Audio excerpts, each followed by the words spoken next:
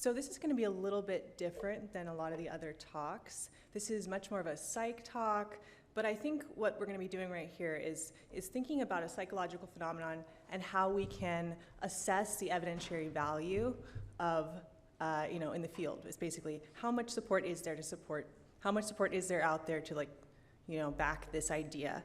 And I want you to sort of suspend you want to keep the open science hat on for sure, because we're taking a really cool new approach to look at this. But I think we're going to just dive right into this specific phenomenon and give you a sense of what it is. So I'm going to start with this. Is this a familiar situation to you?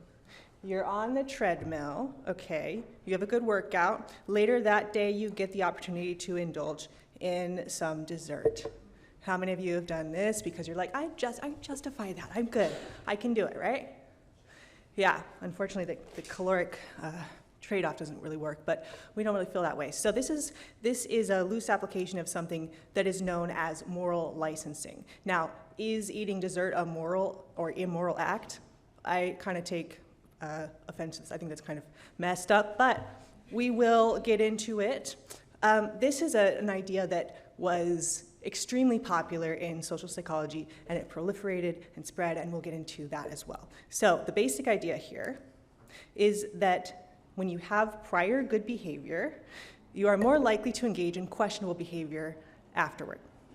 This core idea is that people maintain this kind of moral balance sheet. So virtuous actions build up credit that can later be spent on questionable behaviors. Is this intuitive?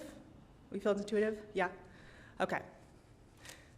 So the original demonstration of this, which was a very popular effect, by the way, was performed by Monin and Miller in 2001. So what they found is after establishing non-racist credentials, participants were more likely to make discriminatory hiring decisions.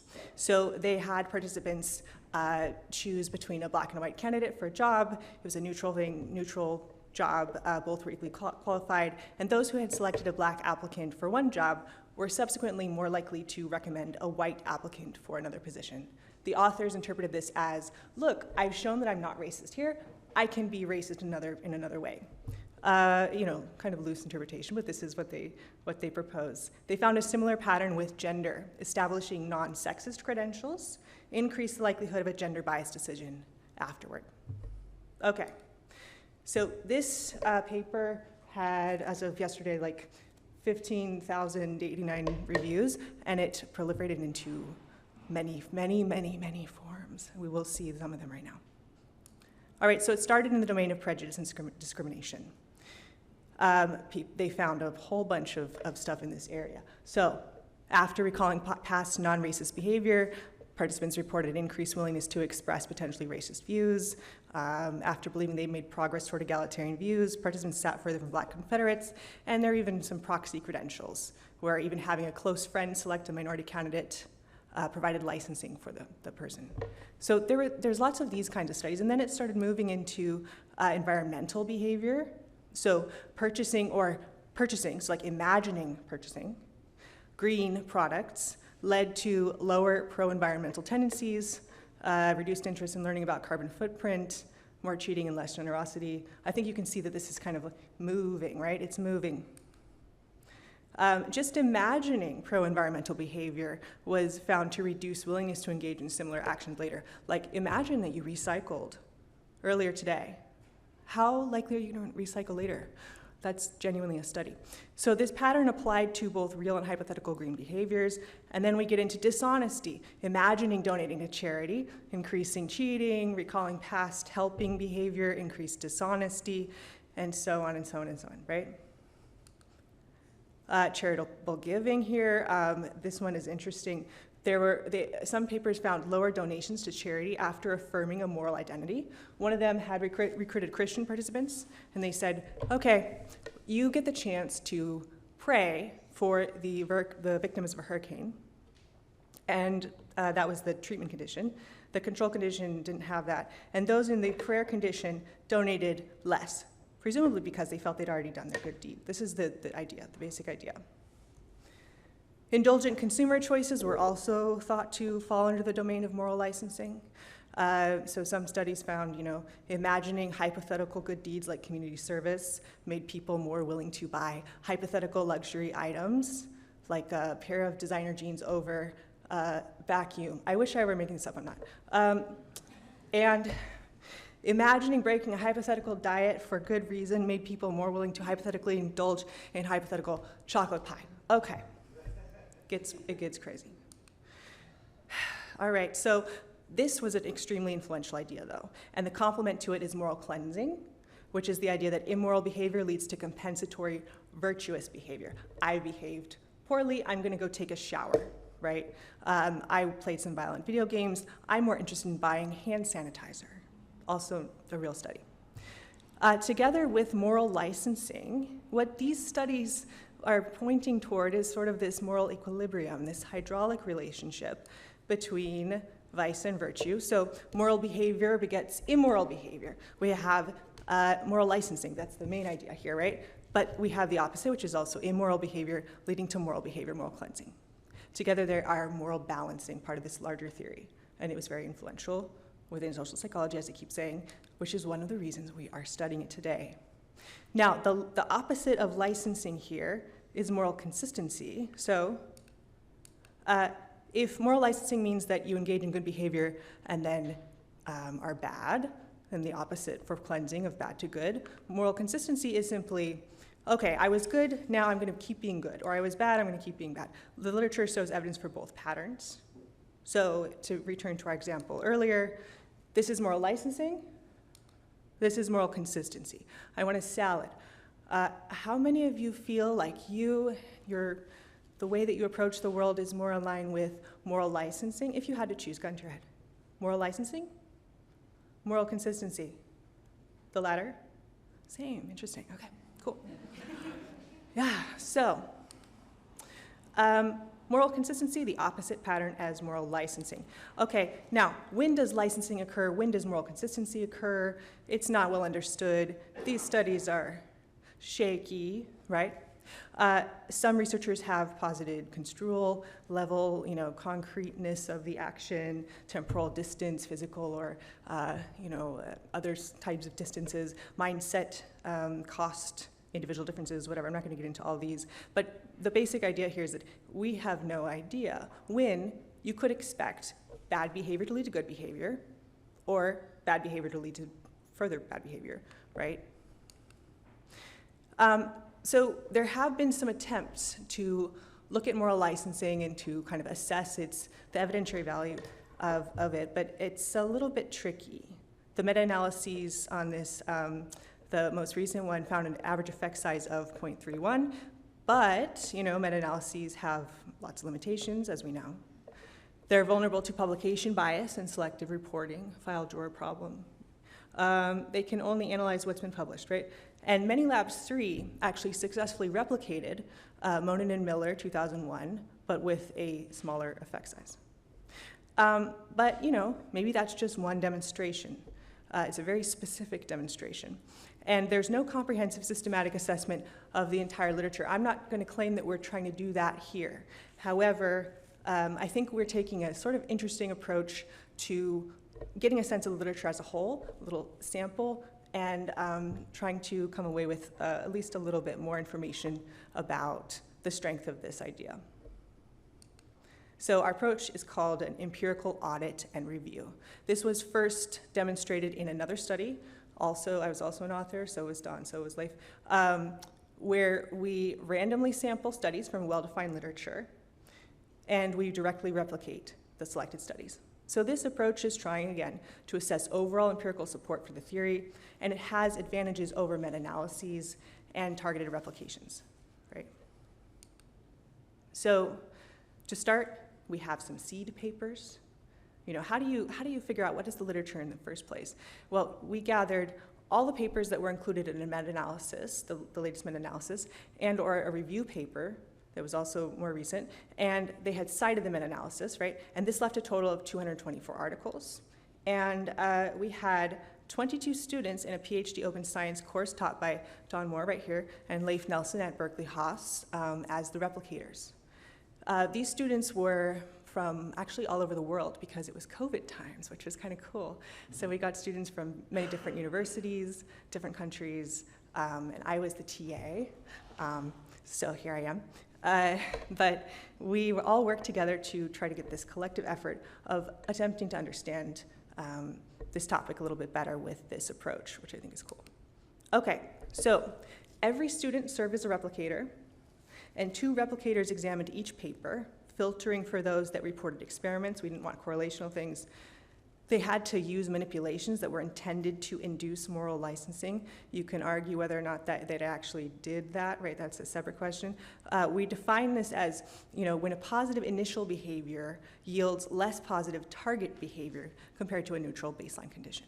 And the studies had to be conducted online. The reviewers had to agree on all three dimensions, right? In order for inclusion, and this left about 110 studies from 53 unique papers. And then we just randomized the papers, and we assigned them to replicators in alphabetical order. And we randomly selected a study from a paper that would have multiple studies that were eligible for replication, and then we did a second check. I did a second check with the replicator, and we excluded and reassigned studies based on implementation challenges, like we need to build a driving simulator. That's not feasible. Or time horizon was too broad or insufficient detail. Some of these papers, you can replicate them because they are very, very explicit in their implementation. They tell you exactly what they did and what the dependent measure was and everything else. But that's pretty rare. A lot of them are more vague about it. For those that didn't have open materials, we contacted the authors, the original authors, and many of them worked with us, which was awesome. So we're grateful for all of that. But for some of the people that we contacted, they no longer had access to their original materials, right? And or didn't respond, and so we weren't able to always, accommodate that as a replication.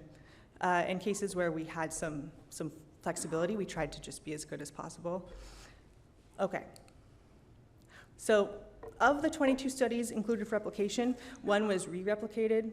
I just want to note this really quick. Another study had to go to the supplement due to changes in the meaning of the stimulus over time. This had to do with voting for Obama and McCain, and it was just kind of like, this is messy, because some of our participants might not even have done that. So, and one of those people is dead, so I think it worked out. So we moved that to the supplement. But then we also had replicators serve as verifiers, which is a nice double role here. So each replicator replicated 1 and was randomly paired with another replicator to serve as a verifier. And this meant that they co-authored the pre-registration. They pilot tested the survey. They double-checked analyses, right? They worked together on these, providing feedback throughout the process. And this all aimed to help the replications adhere more closely to the original studies. Okay. So we pre-registered all the methods, analyses, and sample sizes. We simply did 2.5 times the original sample size to help with power. And we created surveys that aimed to have very few deviations from the original, and we used Amazon Cloud Research. And this is a nice platform because it allowed for demographic targeting. Like if you needed Christians to do the prayer study, which we did actually, we were able to do that kind of thing. And there are multiple verification steps here, as I just mentioned. Okay. Another thing I want to note, some studies had an interaction term as the primary test of interest.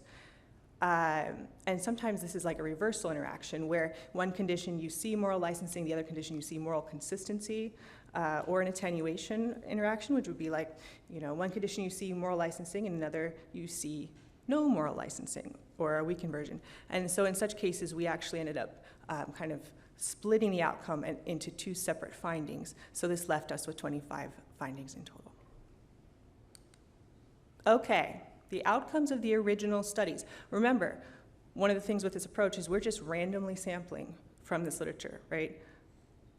It's just random sampling. So this means that not everything is even showing licensing. We have 73% of the studies showing moral licensing originally, 4% showing moral consistency, and 24% showing null results. Okay. So just to remind you, moral licensing cake, the cake, right? Moral consistency is the salad. What do you think happened? I'm going to pull whoever spoke last. I'm going to throw this back on you. Do you think, how many of you think moral licensing generally replicated? Okay, we're not fans. Moral consistency, a little bit. No. Okay. Okay. So we found 8% replication rate for moral licensing here. 20%. Well, it was 8% of the studies rather. 20% showed moral consistency, and 72% were a no. Okay. So 5 findings here were successful replications insofar as they aligned with their original conclusions, whether that meant it was, consistent with moral licensing, moral consistency, or null. So only 5 of them did that. We replicated 1 finding consistent with moral licensing, with another reaching marginal significance. So if we're being very generous, maybe 2. 1 finding originally reflected moral consistency was replicated, and 3 findings that initially reported null results were replicated. You might be wondering, you're probably not wondering, you might be wondering, it's fine. Was there a domain or topic difference that could help explain why we might see one pattern in one case? What would make it more likely you'd find licensing versus consistency and so on? And I think we just don't have enough data to speak to that, but I'll just show you the domain here. So for moral licensing, the one study that replicated, the one that for sure replicated, dishonest income reporting. Don't know what that means, we'll just take it for what it is. Green and low immoral actions, that one is marginally significant, vaguely having to do with money too, I believe. Moral consistency here, 2 studies worked in the direction of moral consistency in the domain of environmental behavior. 1 study was in the domain of charitable giving, and 2 were from another study also in charitable giving. So this is kind of like, this is the environmental behavior one is actually, one of them is what I mentioned earlier, where you say, imagine you recycle earlier today. Do you want to recycle again? That's the effect. And they're like, yeah. So we call that moral consistency. Okay. So these are the original versus replication effect sizes. Note that the effect sizes are smaller in 80% of the replications, those are in blue. 64% of replications went in the same direction as the original, that's shown with the red here. And only 5 findings could be classified as successful replications, right? And yes, this is the distribution here. Okay. So you might say, okay, why didn't we find that these studies replicated? I'm going to be generous and just go straight for the underpowered comment rather than the design comment or the ridiculousness idea. I'm just going to say the median power of the original studies was very low. To detect their own reported effect size, it was 58.6%. The replication effect size was even, to detect that, it was even lower, 11.1, and only 25% of original studies reached 80% power threshold. And this didn't differ very much when we looked at studies that had been published in the prior 5 years, which is concerning given that we've had a huge shift in the field of social psychology toward powering studies, and people are still not fully doing that. So a lot of these required, the median sample size increase was 177% to detect the replication effect size, which is wild. So I've used all of this as sort of a case study to illustrate this approach, this empirical audit and review. I want to acknowledge some limitations of this approach that you've probably already thought of. One of them is sampling limitations. So these are online-only replications. We excluded in-person studies. There's also, the issue with how well the replication materials hold up over time. There are possible cultural or temporal shifts in what the stimulus means, right? Racial attitude statements from 2011 might be perceived differently much later, that kind of thing. And there's wide variability in operationalizations and domains. So, as I mentioned earlier, we have so many domains here. For this one topic, this one area within this field, Moral and charitable behavior, these are all these different ways that researchers have tried to, induce licensing. We have hiring decisions and bias.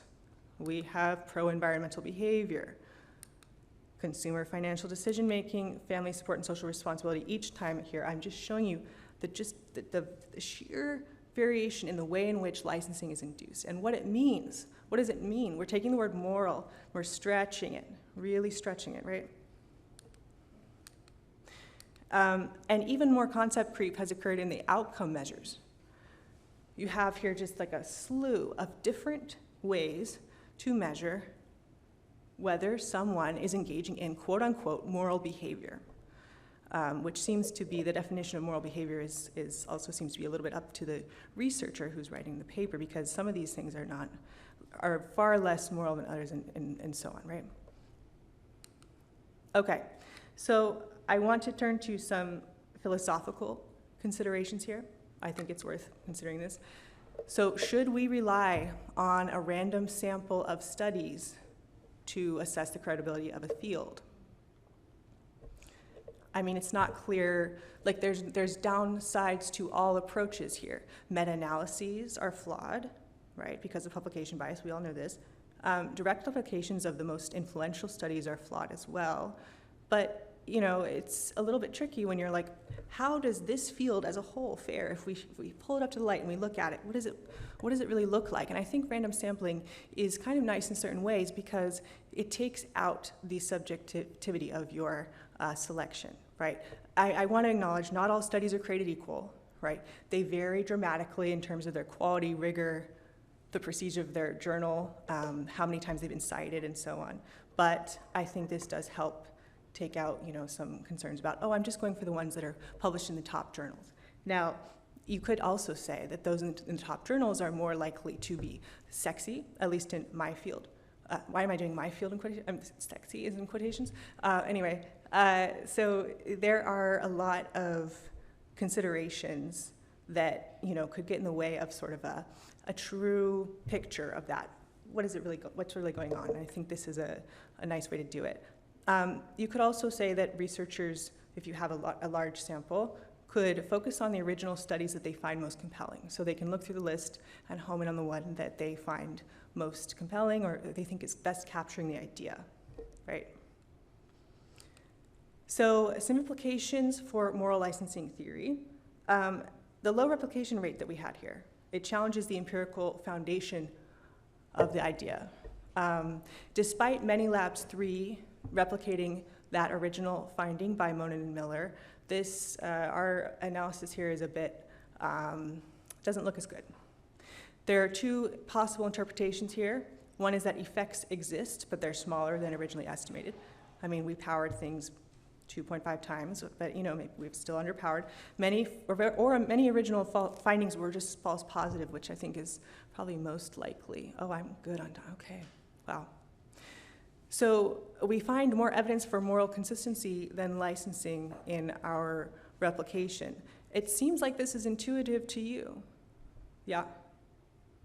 Moral consistency feels more, at the very least, moral consistency could be a little bit more friendly to experimenter demand as a force to produce results that would look like moral consistency.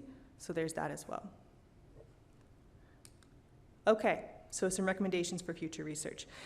Number 1, increase statistical power, right? Larger samples within subject designs, more efficiency. Focus on main effects over interactions. We are so poorly powered most of the time to detect interactions.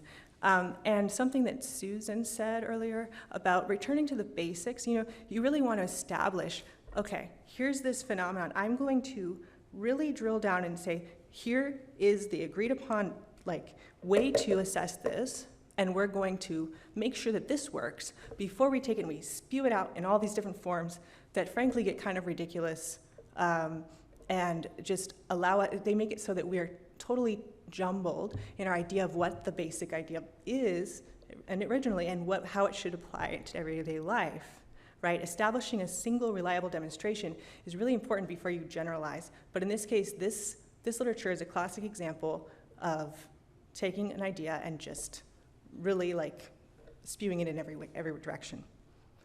So reducing methodological variability would be really important, and being a little more thoughtful and rigorous in thinking about how to implement this kind of thing.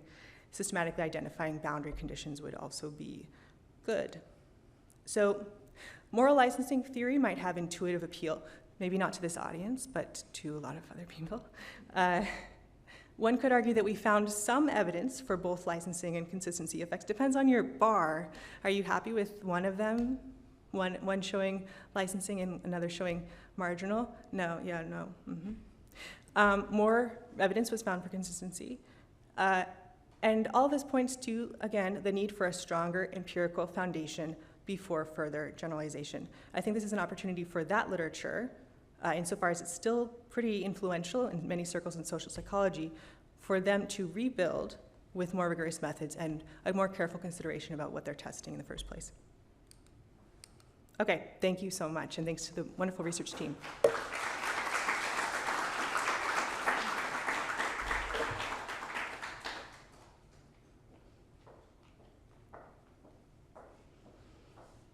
I think we have a couple of minutes if anyone has any questions. Yes? Yeah, I was wondering about the interpretation. So have you, let me ask, the original studies were also online participation, and you replicated this with, have you replicated your own replication?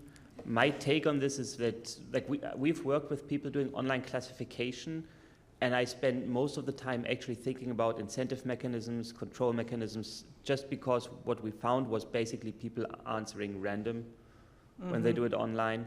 So if you were to replicate your exact setting, which you have, right? I was wondering whether this will stay consistent with what you find, or if it's basically going to the null result because, well, people just click random stuff online. And there's a lot of noise given. And there's a lot of noise. So, yeah, I'm not sure. The take I would do is maybe if you replicate online responses with online responses, what do we learn if the original assumption that online responses tell you anything just doesn't hold? That's a hot take. It's a very it's born out of frustration and sort of disappointment and years of trying to get something useful out of these online classifications, and we really struggled to get this right. And in the end, we always went to, we just hire a couple of RAs that we physically put in a place where they have to look us in the eye. And like that made it much better because there was this personal accountability, right? And it created a human connection that overcame the tendency to just randomly click. And there's like, when you dig into this, there's people in click farms just doing these surveys for cents. And that would explain a lot of this. So, okay, so I have so many thoughts on this. I think this is, it's like you're capturing this wounded part of my soul, and I love that. It's so hard and so sad in a lot of ways that we have, it's wonderful that we have the ability to collect data so quickly, right? But then there's that problem with, well, what are they doing? Are they paying attention? Is this just noise? I will say that I think that at the time of this collection, this data collection, it was less of an issue, the mass click farms and all of this, although it was still an issue. And I will say with my own research, which this is, my own type of research, I find reliable results with people over and over. However, what's happening, I don't alarm people, but I'll tell you some things I was just telling Dawn earlier. So bots are now getting really deep into these surveys. So now we have to worry about not just click farms, but we have AI plugins that are coming in, and they're looking just like a participant, and they can fill out a survey, they can click a 7-point Likert, they can slide the scale, they can do all these things, they can do the free response text, and then you're like, well, what do? I need to power my studies. I think I will become a cognitive psychologist and do 100 trials per person and have people in the lab and have 10 of them, and then that will be what I do. But it's really depressing in that way. So I don't have a great answer for you. I would say that for a lot of these studies, they're not so old as to be exempt from the same problems earlier, right? They were run online originally, a lot of them, and back when they were run, they were still, some of these are from like 2020, right? So they still could have some of those issues. I don't have a great answer for you. I think it's a huge problem. And I think it's only going to get worse. Sorry for being depressing on that.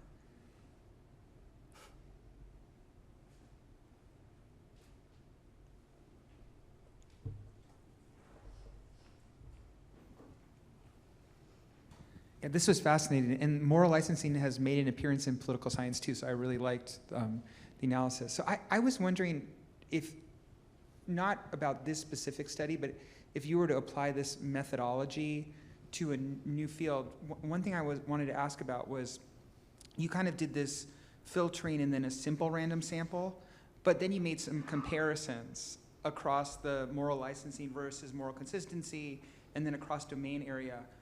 Like, rather than the simple random sample, for other studies that wanted to do those types of comparisons, would you recommend blocking on those domain areas so that, like, for example, I made sure that I represented the share of those in the general population in the sample that I drew? Let me make sure I understand your question. Are you saying topically that if we want to look at moral licensing in an environmental domain, maybe we should home in on that area? Is that what you're... Well, like, I mean, like, so for example, like, you had, I can't remember exactly, but it was, in your sample was 72% moral license, and then I can't remember, like some smaller percentage of moral consistency in your sample. Yeah. But I was wondering, does that reflect the general population of studies, or was it more like, you know, like 60-40? And if you could have grouped those and then sampled within group to make sure that the sample match the general population. Population of studies, yeah. General population of studies. And the same thing with domain area, right? From like environment, right? So that then you could then, when you're doing the comparison, then you know that those match up to the general population. I was wondering if you'd thought about that. Yeah. Yeah, I think that's a great point. So when we did the filtering, you know, one thing that's sort of interesting about this is we're not just picking studies that show moral licensing, right? It's a very random sample, meaning that there are some that show null and all of that. But you're right that the filtering itself may have led to some attrition of some studies that were showing X or, you know, Y.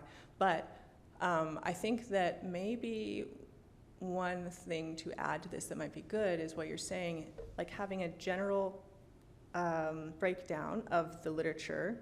Like, what are they saying? How many are supporting this? How many are supporting that? And then sort of correcting for that.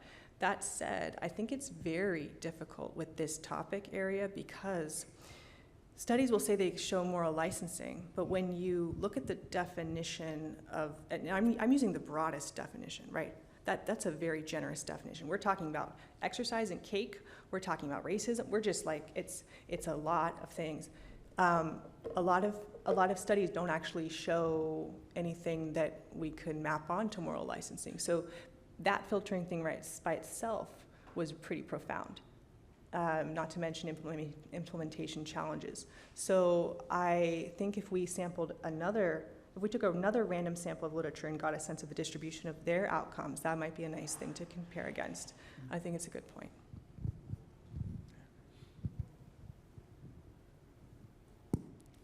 Yeah, thank you.